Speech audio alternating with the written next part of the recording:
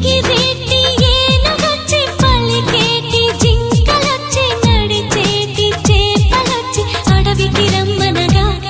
ఆ కోనల్లో కొమ్మల్లో ఉయ్యాలుగేసి ఆ కొమ్మల్లో పళ్ళన్నీ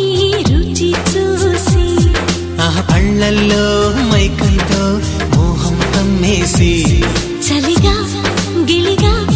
తొలిగా త్వరగా అటుగా ఇటుగా మరి నువ్వే నాకు ముద్దిస్తావని